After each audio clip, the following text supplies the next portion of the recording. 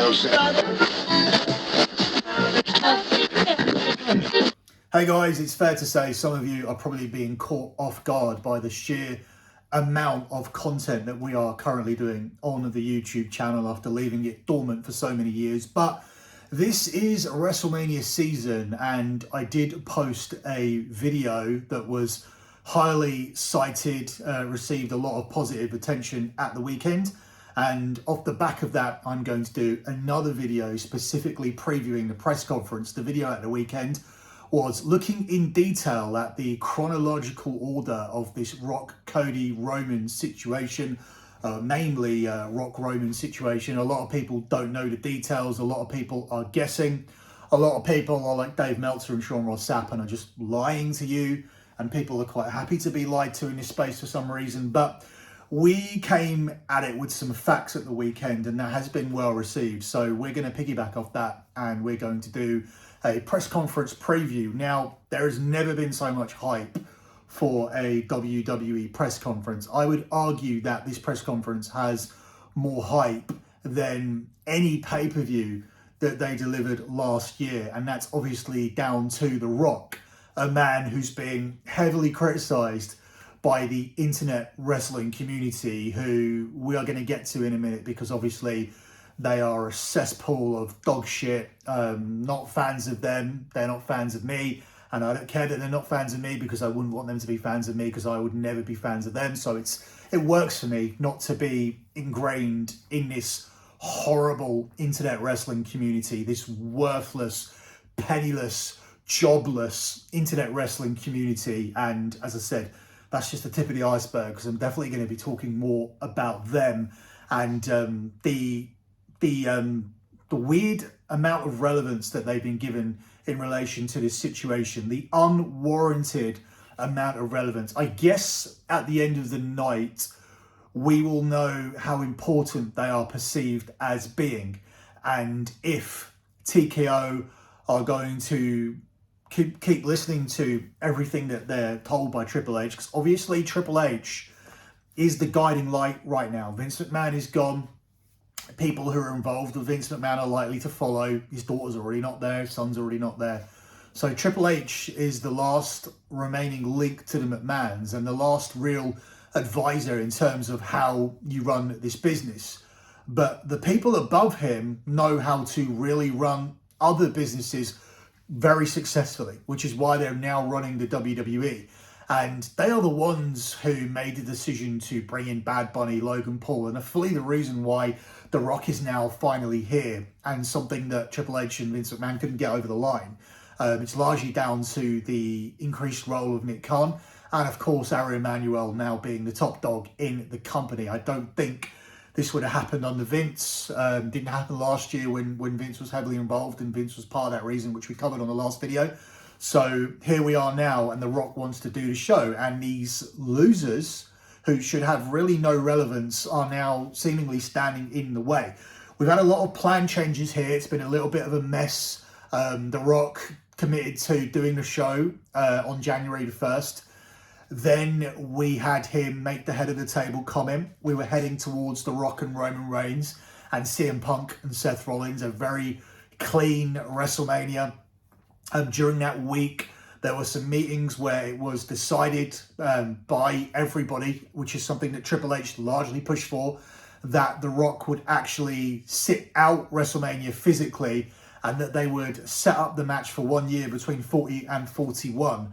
Allowing WWE to continue with their existing plans that were made a year ago, with Cody facing Roman Reigns and CM Punk still facing Seth Rollins. The CM Punk injury changed things a lot. Obviously, first of all, we had the change to the Royal Rumble winner with Cody Rhodes put in as the winner and CM Punk sent to Australia to increase ticket sales, and it was decided that he would instead win the Elimination Chamber, which he even alluded to on Raw, but that's no longer a match. There is no men's #1 contender Elimination Chamber match, which pretty much tells you everything about how everything changed, because what we were going to have was a Royal Rumble winner, which was going to be CM Punk, which was changed to Cody Rhodes. And then we were going to have an Elimination Chamber, which was going to be Cody Rhodes changed to CM Punk. It was all very clear. This was Paul Levesque's plan. Nick Khan and Ari Emanuel had another plan. Triple H convinced them to stick with his plan and that it made sense for The Rock to build the Roman Reigns match on Netflix. And primarily that's where we were at.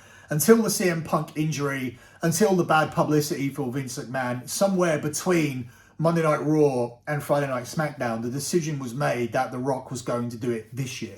For those of you who believe this narrative that this was somehow always a plan, and they always plan to get Cody over, and we want Cody, and even Rocky sucks this Monday, you're a moron, and you're probably a part of that stupid, idiotic, pointless wrestling community who we've referenced multiple times. So it is a little bit of a mess going into this press conference, and this press conference is largely there to do two things. Number one, clear up the mess that has been self-created by the company, which there really shouldn't be a mess when it comes to Rock Roman. This is a match that people have wanted for 3 or 4 years, and it should be very, very clean cut. Should have been as clean cut as The Rock coming in and winning the Royal Rumble. What you don't need is any kind of confusion or controversy. But if you do believe that controversy creates cash, and usually it does, then perhaps this is a better way to go, because there is a vast amount of intrigue going into this press conference. Even though I don't personally believe that WrestleMania booking should be very messy, I actually think that the Bayley thing was done very well. And I like WrestleMania to be very clean, and I like us to really know what the main event is, even though it can be predictable. But The Rock winning the Royal Rumble and facing Roman Reigns, as predictable as that may have been, it would have been a nice, clean-cut way to get here. And we could have been onto the promos between Roman Reigns and the Bloodline, and Roman versus Heyman, and Roman versus Rock versus Heyman, and Rock and Roman. So that's where we should be. But we are not there as of now. We have this little sidebar with Cody Rhodes and a section of the fans wanting Cody Rhodes. But as I said, if the WWE was smart, if TKO was smart, if they didn't listen to these people, they would be doing the right thing. Because I guarantee you, from someone who has dealt with these people ever since I came into the space, because I'm not one of these woke social justice warriors who jump on bandwagons and go along with everything. I'm not going to be served up shit on a wrestling show, and when I review it, pretend that I was served fillet steak. Like, that's not what I do. Like, I call it as I see it, whether it be in wrestling, whether it be in the real world, and these people are just too sensitive to take it, because that's what they are. They're sensitive. They're cancel culture merchants. They're losers. They have low incomes. They have nothing to really live for other than to feed off pro wrestling, to obsess over pro wrestling, a fake sport, a sport that consists of fake fights and predetermined winners. This is what they obsess and focus over and watch every second of it, whether it be current content, historical content, Japanese content, AEW, TNA. They just want it, and they want to dictate how it is delivered in order to fulfill what they want to see.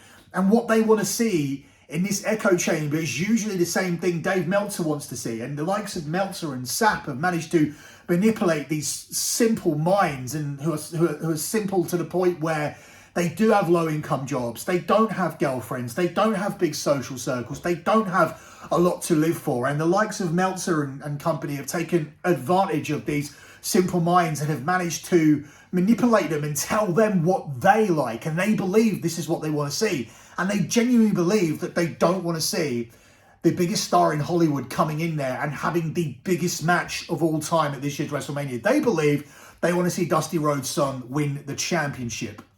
The people that like The Rock are the people who will put their hand in their pockets. They're people like me who are actually going to WrestleMania. They're people like me that have spent $2,000 for 2 tickets for night 2, who will buy his tickets for night 1 once I know where I want to sit, depending on the card. I'm going to be going out to Philadelphia. I've just come back from the Royal Rumble. I am the consumer. The people who are complaining are not the consumers. The consumers are the ones who are actually going to go to the show. And the people that are actually going to the show want to see the biggest match possible. And the biggest match that you can do is The Rock versus Roman Reigns for the championship. That is the biggest match in wrestling now. And that is what you need to do. You need to pull the trigger with this shit. And you don't need to appease fans who, quite frankly, are going to watch anyway, because this is your core audience. Your obsessed wrestling fan, your observer reader, your podcast listener. They are going to buy or watch this event, whatever they do. They are going to already view it, whether they criticize it. They are going to engage. They are what we call the vocal minority. You don't need to worry about them. You have a massive opportunity to bring somebody in like The Rock, promote a massive matchup, be on all talk shows and television shows, and get free publicity off the back of The Rock's name, which is obviously what The Rock wants as well, because he's been given $30 million in share options with the WWE, in stock options, as part of being a part of the board. So it's very, very clear that The Rock wants this to be as big as possible, and he knows that he's the man to do it. Cody Rhodes is not the man to do that. He's not going to bring in those eyes. He's not going to bring in that attention. He's not going to bring in those commercial opportunities. And he's not going to bring in the money that The Rock brings in. And it's at a time where you need to bring in that commercial revenue. When people are thinking about abandoning the WWE ship because their previous owner may potentially be a rapist, you need to hold on to that commercial revenue, because The Rock is a safe bet. The Rock's such a safe bet that as soon as Logan Paul was involved in a controversial situation a few years back, The Rock said that he wanted nothing to do with him and wanted him deleted from all of his videos. So The Rock has played it nothing but safe throughout his Hollywood career. Now, these are the people that are going to be interested in The Rock. This casual audience, a lapsed fan, the ex-fan, the new fan. It's going to bring people in. If you are the type of person who maybe stopped watching the WWE somewhere around 2002, maybe you survived that period, maybe you got through Ruthless Aggression and it was the PG era that done it for you. Maybe you stopped watching around about COVID time. I don't know when you stopped, but you might come back to see The Rock versus Roman Reigns. Ain't nobody coming back for Cody Rhodes. Not a single person. Nothing against Cody Rhodes, but the appeal of the two matches are completely different. And if the WWE go down this path, and they do go along with this we want Cody bullshit, they need to understand who the we is, because the we ain't me. And it ain't anybody with a decent amount of money in their pocket who's going to be going to this ridiculously expensive WrestleMania show. Like, that's a fact. So the other thing I want to touch on here is I'm not doing this video and I'm not putting over The Rock through the love of The Rock. Now, I don't dislike The Rock in any way either.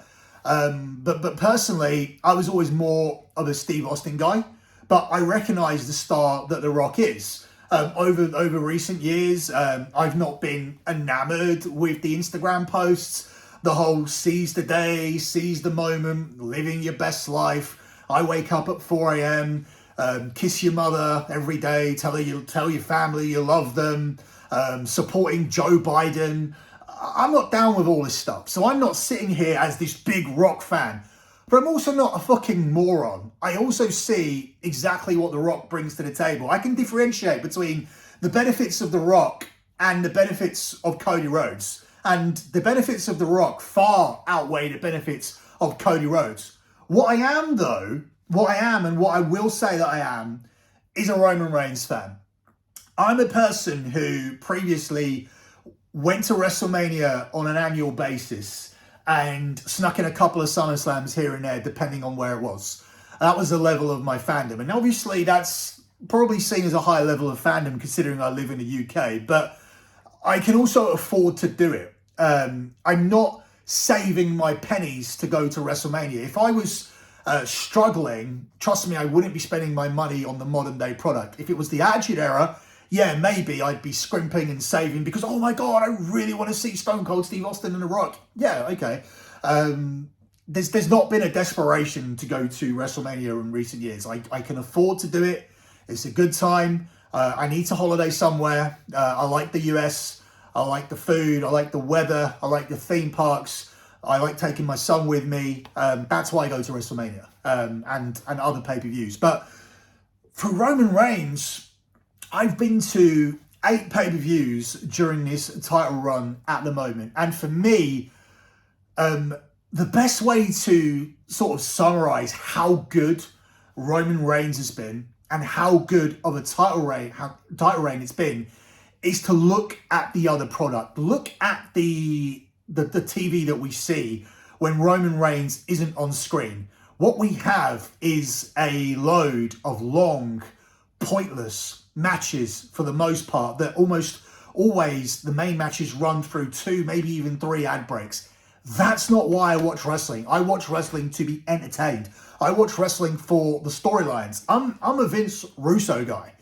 Vince Russo knows I'm a Vince Russo guy. I actually even think that this is a situation where I would be looking to bring Vince Russo back to the company for the next 6 weeks. And that's not to actually be someone who can benefit The Rock. That's to go against The Rock, because we already know that The Rock has Brian Gowitz coming in to write for him. Who's writing for Roman Reigns? Because primarily the person who's been running Reigns' creative has been Michael Hayes.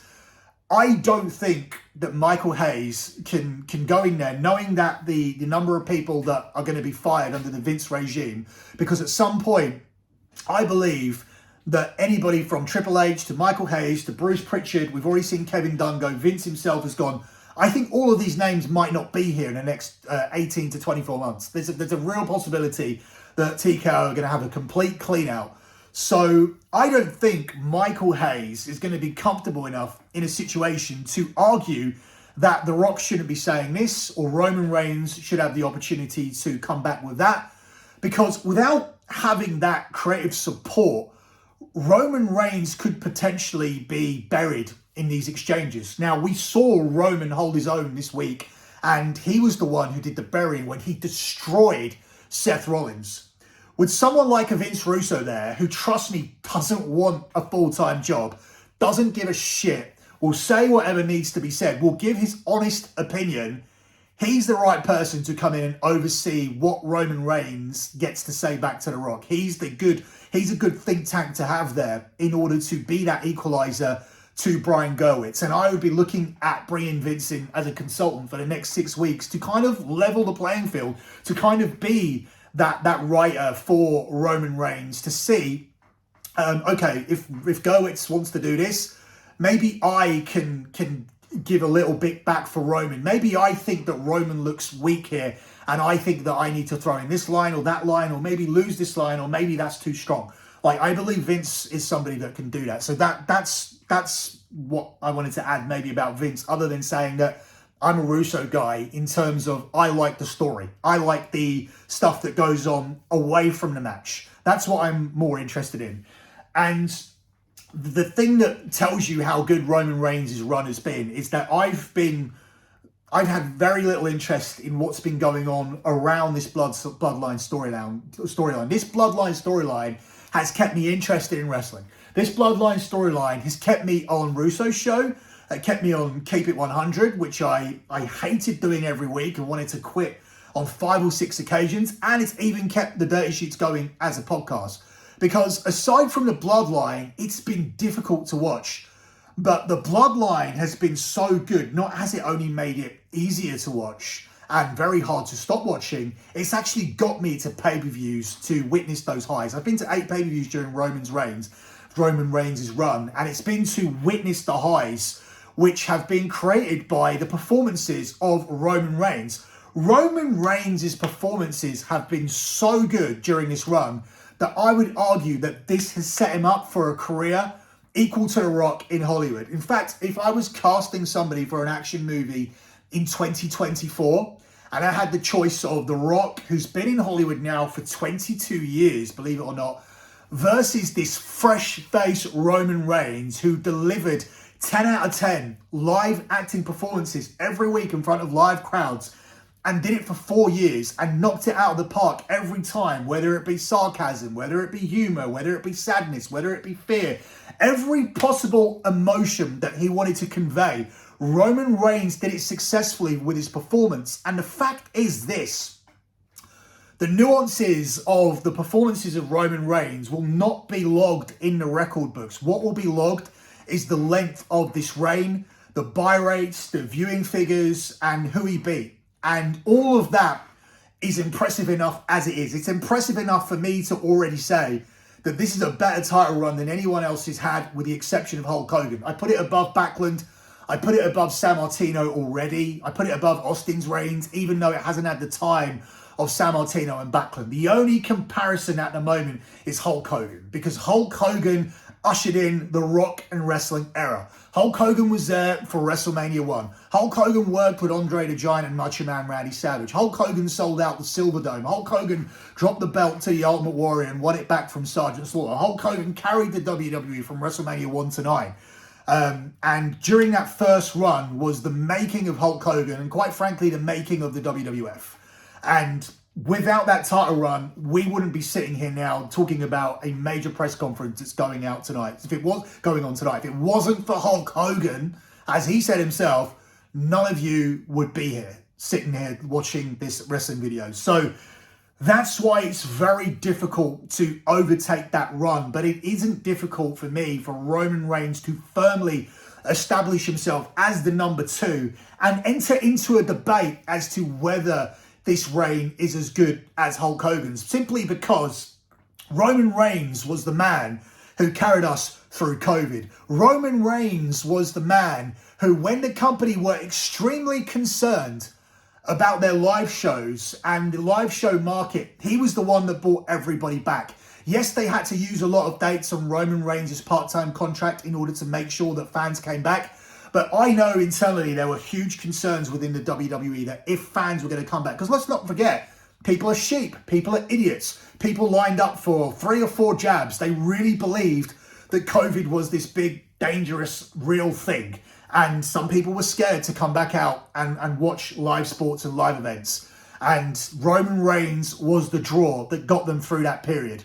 Let's not also forget that prior to Roman Reigns at WrestleMania 37, only one heel in history had ever won at the main event of WrestleMania. Triple H, WrestleMania 2000, WrestleMania 16, the only heel in history who closed the show out, until Roman Reigns 21 years later. And then he did it again at 38. And he did it again at WrestleMania 39. This is history. This company has been put on the back of a heel.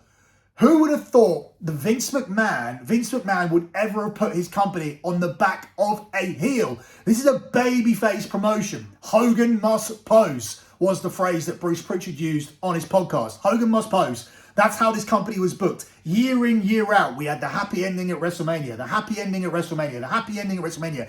And for 3 years, this company have put themselves on the back of Roman Reigns as he's won WrestleMania main event after WrestleMania main event after WrestleMania main event as a heel.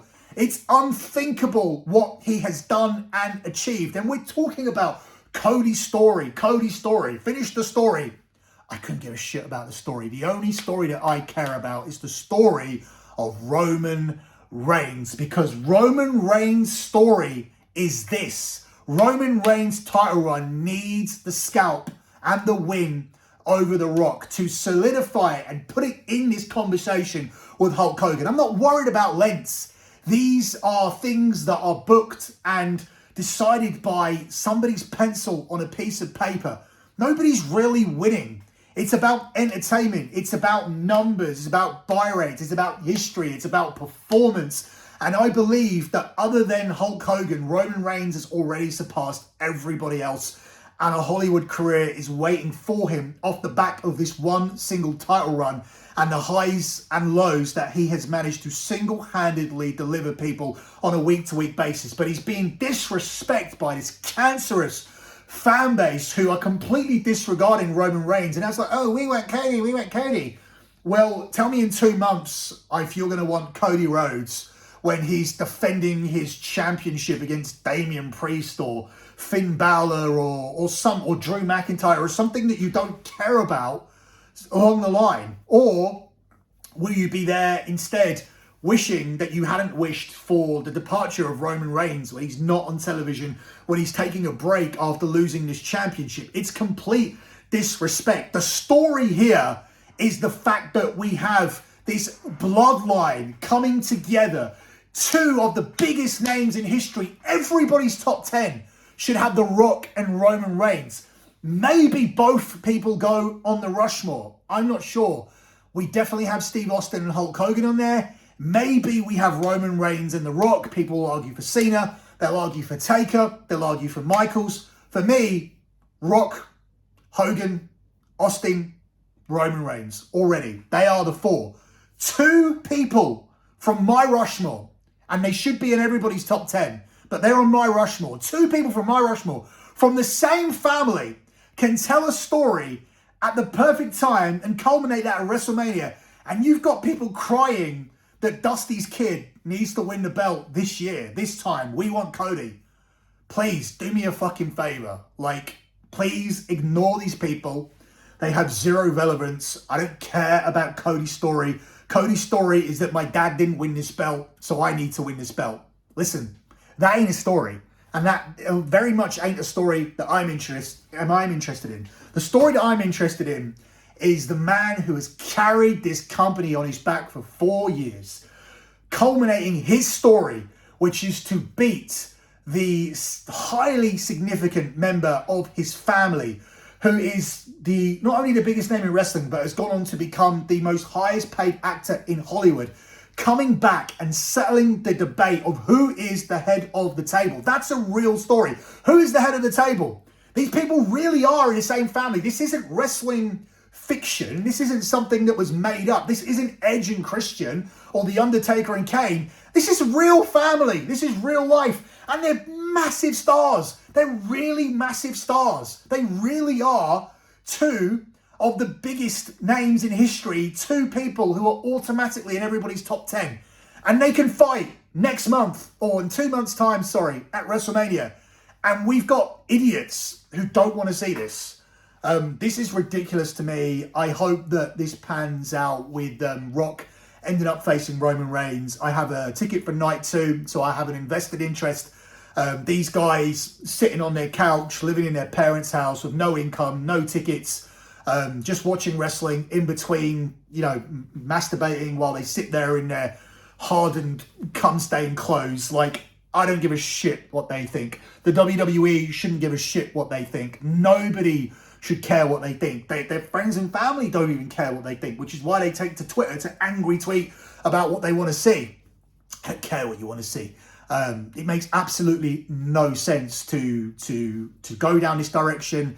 If you're concerned in any way about fans hijacking shows, I would turn your attention to the reactions that The Rock has got so far, because everything has been 100% positive. Everybody in the live crowds are more than happy to see The Rock. And I have no doubt now that this We Want Cody stuff has been put into the atmosphere, that we will have some of that. But listen, if anybody can handle that, it will be Dwayne The Rock Johnson. So I have no concerns about that. The only thing I have concerns about is that something changes tonight and we don't end up with a one-on-one match between The Rock and Roman Reigns. But the good thing is, the sources that I speak to and I've checked in on this week, I've learned nothing different, that match is not happening.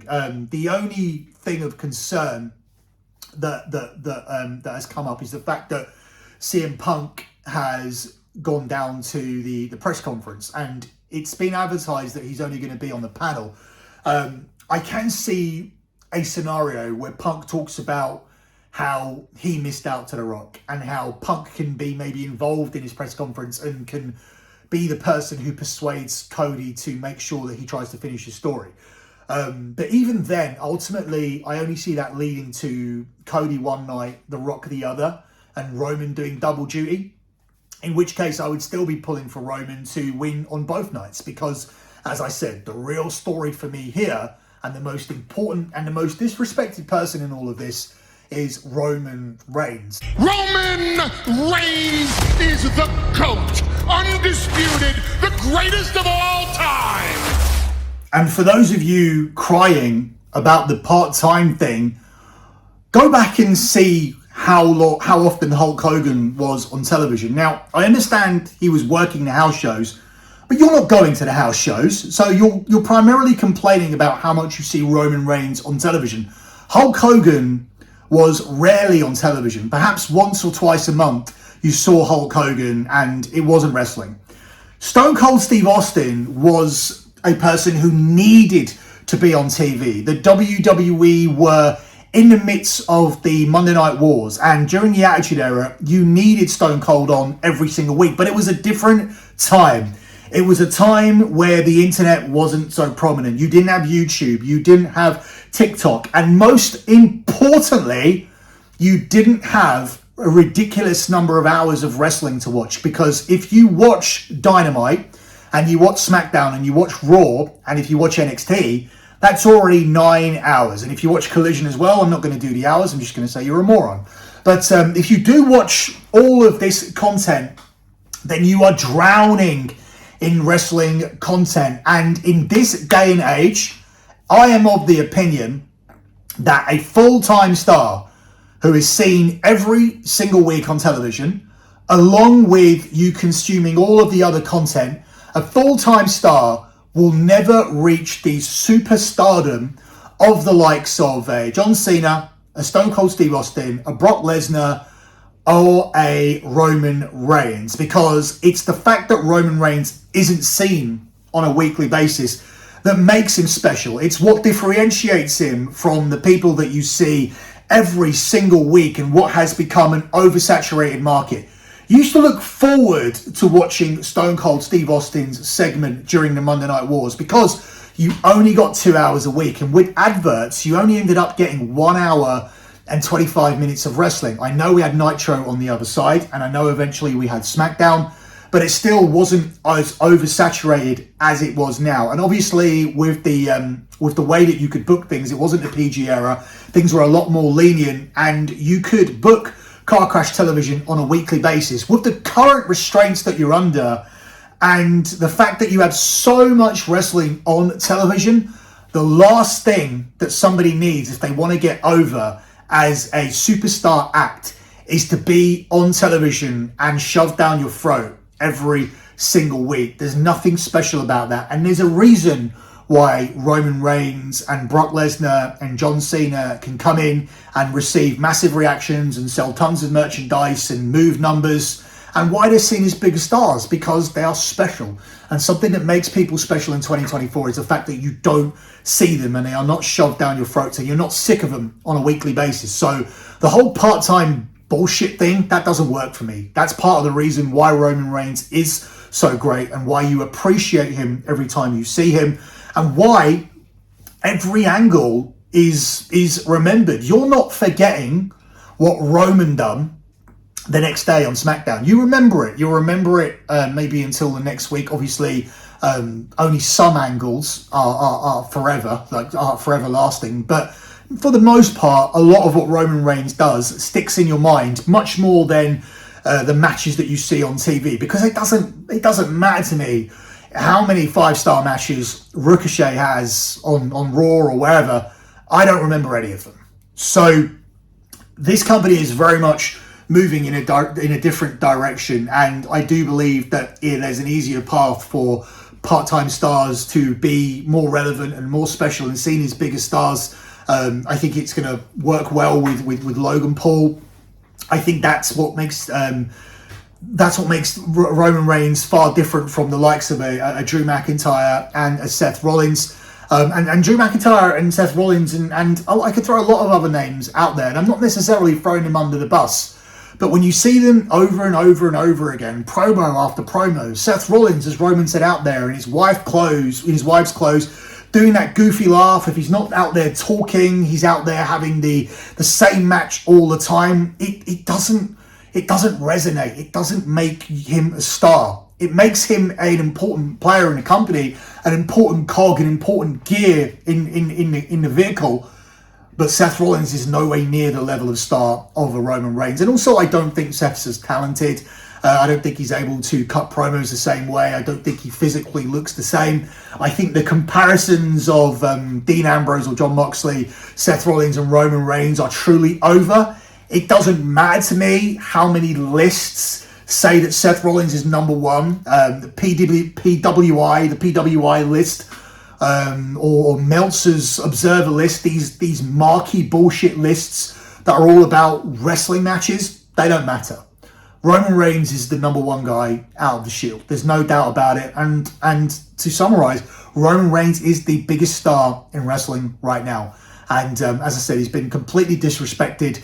I'm more focused on his story. It's a more interesting story. It's a more relevant story. It's the biggest story.